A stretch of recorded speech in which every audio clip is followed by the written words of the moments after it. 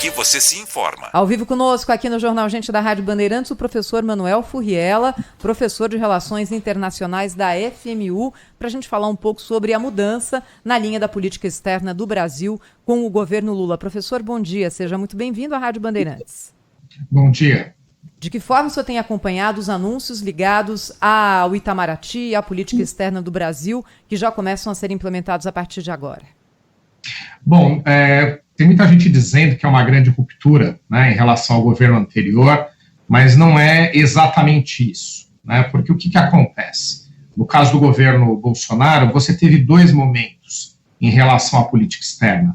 Em um primeiro momento, você teve o ministro Araújo, também de carreira do Ministério das Relações Exteriores, mas com uma visão muito própria do que deveria ser a política externa brasileira, numa linha que alguns estados adotam, alguns países adotam, de focar em relações preferenciais, de preferência com certos países do mundo, né, mantendo, obviamente, relação boa com todo o resto, mas de preferência. E ele indicou que a preferência seria um alinhamento, não propriamente automático, mas muito próximo aos Estados Unidos. E também lembrando que naquele momento o presidente era Donald Trump, muito ligado ao ex-presidente brasileiro Jair Bolsonaro. Então, naquele momento, a política externa brasileira foi direcionada a seguir um alinhamento, uma proximidade com os Estados Unidos, e a partir dali, inclusive, vieram alguns projetos em conjunto, e também um detrimento, uma deterioração, não muito acentuada, mas que acabou acontecendo em relação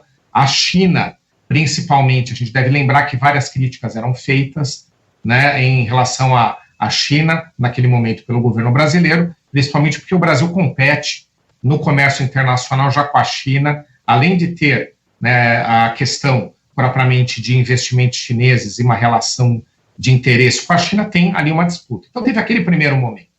Mas, num segundo momento, veio o ministro França, esse último que saiu. Ali a agenda mudou e voltou a ser aquela clássica do Brasil, que, no meu ponto de vista, é o adequado para um país das nossas dimensões, que é uma relação pragmática com o mundo inteiro, buscando, obviamente, seus interesses e desenvolvendo grandes projetos. Então, já no segundo momento do governo Bolsonaro, houve essa alteração que eu mencionei. Então, não é que propriamente vai ser igual à agenda do governo do presidente Lula, mas muito mais próximo, obviamente, do que havia num primeiro momento ali na gestão do presidente Bolsonaro. Agora, essa alteração, ela vai ser muito mais dirigida no governo atual a questões ambientais.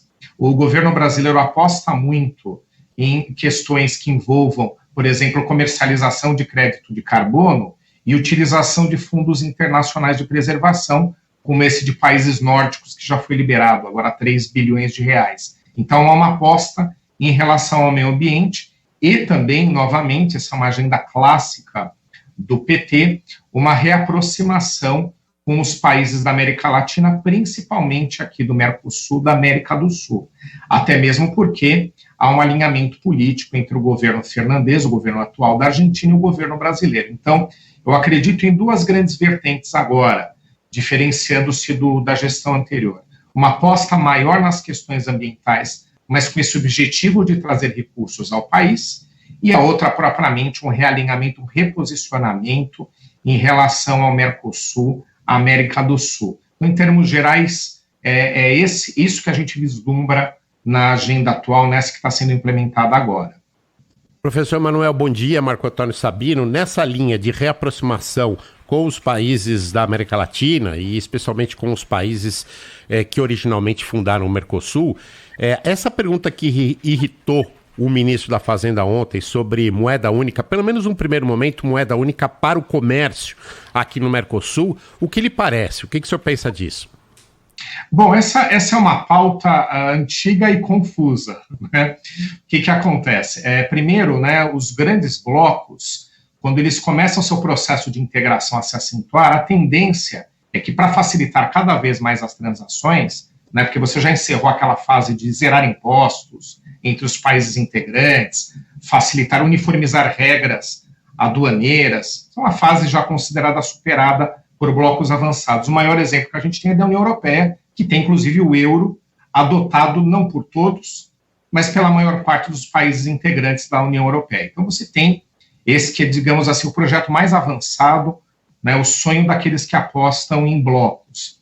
Então, o Mercosul também teria que caminhar para isso. São uma parte da agenda natural de um processo de integração.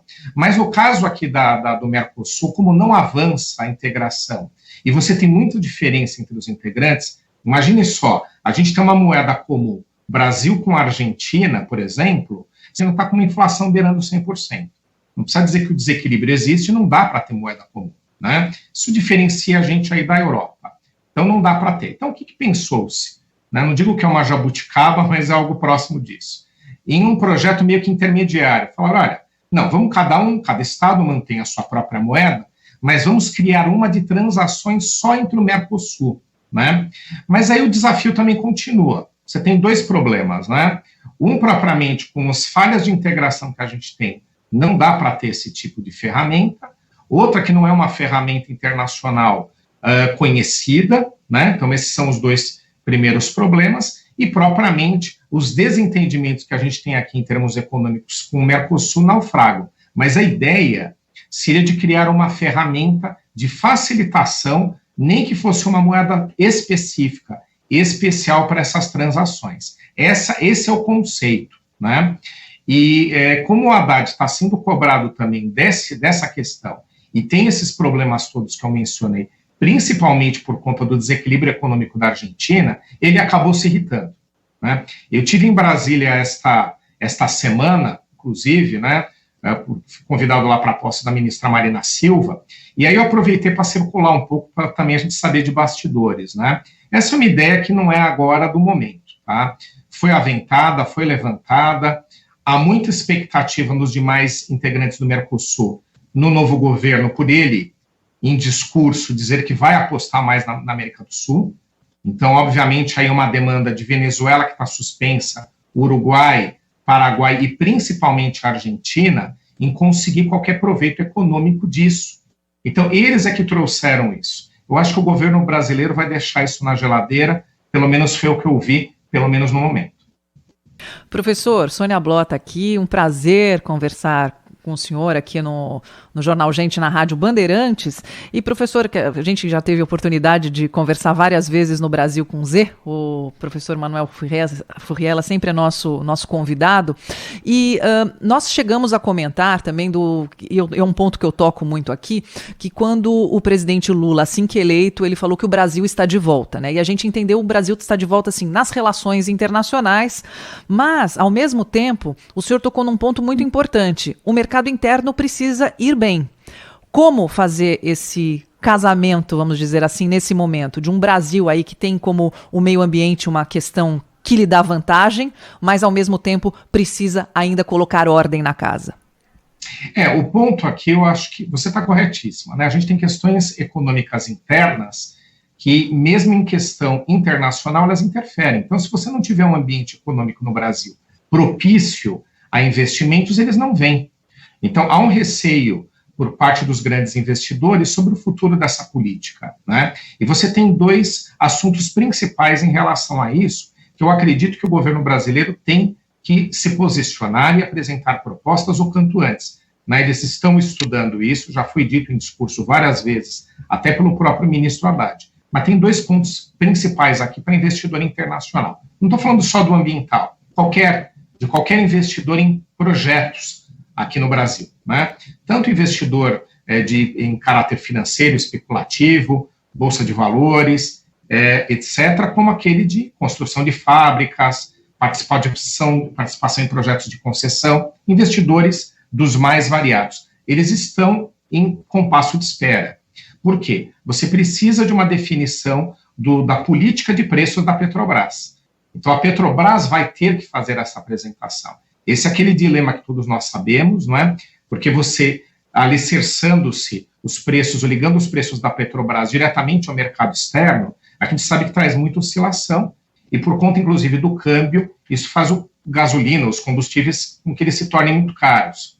Por outro lado, se você não faz isso, tem um problema de governança na Petrobras. A Petrobras tem acionistas. A Petrobras é uma grande sinalizadora de política de governo. Então, você tem aí um dilema, mas, de qualquer forma, A indefinição eu acho que é um obstáculo. Então precisa ter uma definição para que o mercado externo faça a sua leitura dessa definição. Então ficar em compasso de espera não ajuda o Brasil nesse momento, não. E a outra grande definição é o que vai substituir o teto de gastos. Então não adianta as pessoas dizerem que o teto de gastos não é importante, que ele é errado. O grande ponto é controle de gastos públicos e principalmente da dívida pública. A dívida pública do Brasil é muito elevada, ela traz muitas incertezas aos investidores.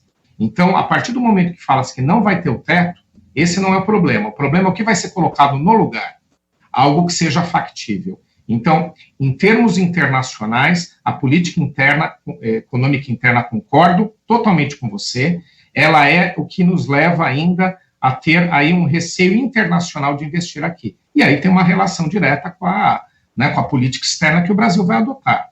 Então, não adianta só o governo brasileiro transitar melhor politicamente no exterior se ele não tiver bons alicerces internos que tragam certezas e definições àqueles que pretendem ou que têm projetos para investir no Brasil. E aqui um ponto importante, a gente tem uma liquidez internacional muito grande. Se o Brasil se organizar e trouxer bons indicativos econômicos internos, esses recursos vêm para cá também. Professor Manuel Furriela, muito obrigada mais uma vez pela conversa conosco aqui na Rádio Bandeirantes. Até a próxima, professor. Um ótimo 2023 a todos vocês. Para todos nós.